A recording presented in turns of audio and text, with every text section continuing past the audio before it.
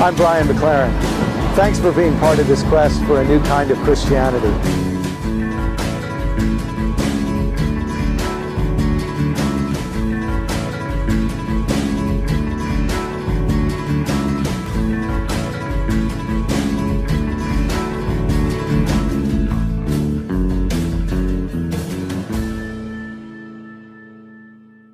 All right, question number 9. The pluralism question.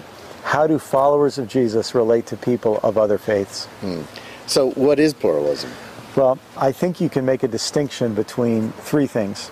Totalitarianism, that's an approach where you say it's only us and anybody else is an intrusion and we will kill them or eliminate them, drive them away. Second is dualism. There's us versus them and it's always a fight.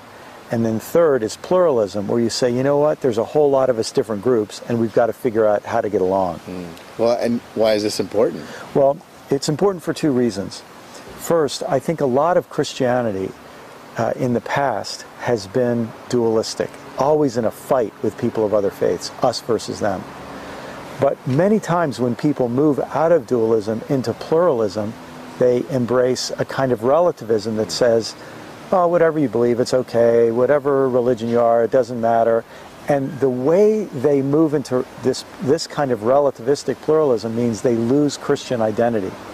My desire for a new kind of Christianity is for us to seek a kind of faith that has a deep, committed Christian identity, but that is not an identity that makes us be fighting with people of other religions, but actually sends us toward them with love and connection and commitment and mutual respect. Whenever the subject of pluralism comes up, obviously John 14:6 comes up. Yeah, that's an important verse. Jesus says, I am the way, the truth, and the life.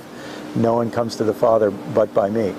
And so many times Christians interpret that verse as if to say, that means we have to be in a hostile relationship to people of other faiths. It's us or them.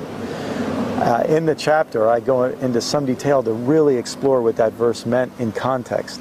And I'm convinced John 14:6 has nothing to do with our attitude toward people of other faiths. But John 14:9 has a lot to say. And John 14:9 is where Jesus says, if you have seen me, you have seen the Father.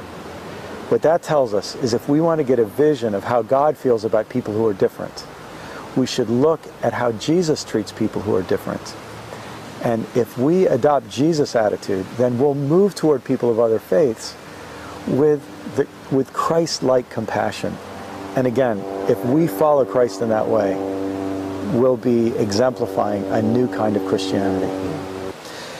You know, this is one of the most important of the 10 questions because this morning people woke up all around the world, Christians, Muslims, Jews, people of other faiths, planning to kill each other, and very often believing they were doing so in the name of God. People woke up today spreading misinformation and prejudice about each other, creating an attitude of hatred and fear. If we don't find a new attitude toward our neighbors of other faiths, as committed followers of Jesus, we'll continue to be part of the problem instead of part of the solution.